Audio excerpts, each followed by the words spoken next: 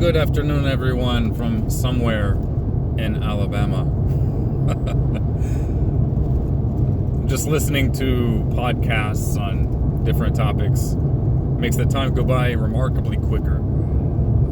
Currently listening to a debate between a pastor and an atheist, and the atheist asks the pastor whether he reads Hebrew, knows Hebrew, speaks Hebrew.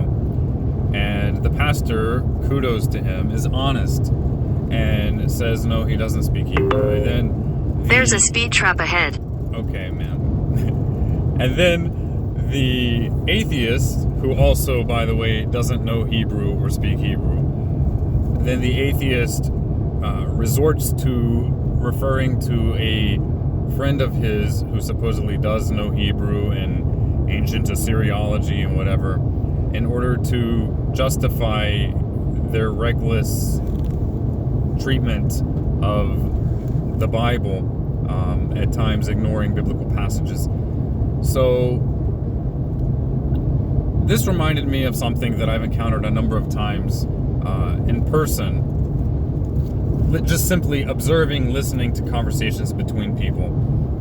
Yes, translations of the Bible are not perfect.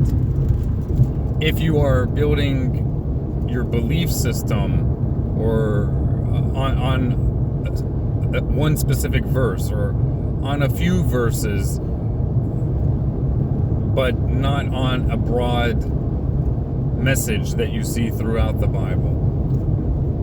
Same thing with practice. If you're establishing a practice based on just one or two verses, something that's dependent on something very specific, in those cases, yeah, it's probably not the best idea to do that if you don't have a good working knowledge of the original languages, or someone who you are sure has a good working knowledge of the original languages. But this is not to say, this is the mistake that many people make. This is not to say that just because someone you're learning from, or you yourself, just because you or they are fluent in Hebrew or Greek or Assyriology, this does not mean that you are immune to taking verses out of context, to being intellectually dishonest, or whatever else. The reality is that no one is immune to dishonesty. No one is immune to cognitive dissonance. No matter how many languages you know, no matter how many titles come before or after your name, no matter how many PhDs you have, whether you're a scientist or a pastor, whether you're a marriage counselor or a father or mother who dearly loves your child, we are all susceptible and capable of dishonesty. This is no less true of Bible scholars, pastors, or secular academics who happen to be more familiar with ancient languages than the average pastor.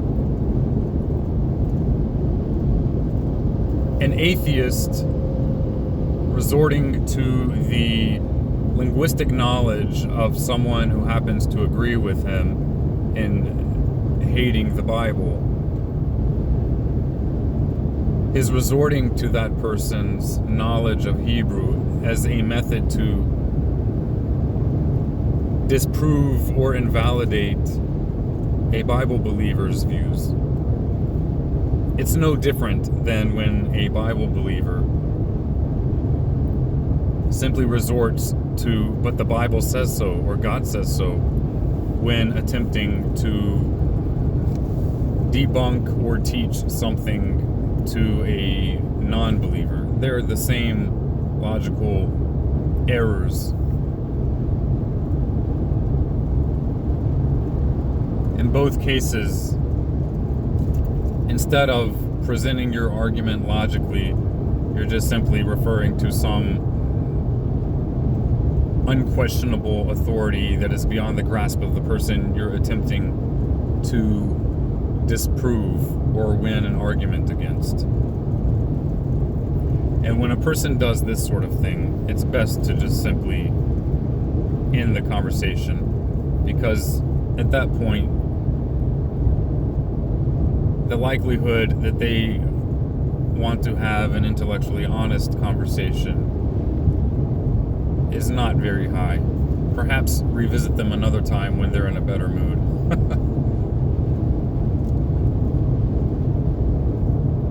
It's best not to debate things when you feel emotionally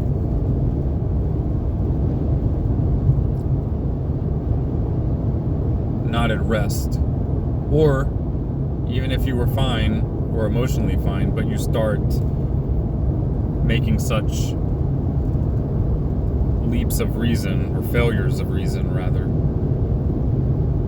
come back to them another time when they're willing to discuss the matter at hand, not deflect. Yeah, Hebrew may be important, but you need to show how the Hebrew language or the Greek language or whatever else, you need to be able to show how that's relevant, how that justifies what, for all intents and purposes, looks to be a ripping verse out of its context or twisting the meaning. I'm the last person to think that pastors, priests, rabbis, imams are immune to cognitive dissonance. I've encountered it innumerable amounts of times, but I've also encountered it no less, honestly, I think much more, on the part of those who are running away from objective standards or historical truths that make them feel uncomfortable because they have been hurt by religious people in the past. And that pain prevents them, so long as they don't overcome that emotional heartache, prevents them from taking an honest look at what the Bible does or does not say. And that's just another reason for believers of all types to treat your fellow man with as much graciousness and forgiveness, kindness, as we would want ourselves to be treated. Some of the greatest enemies of faith communities have been people who were hurt by people of faith. And the best medicine, whether spiritual, social, physical, is preventative medicine. Yalla bye.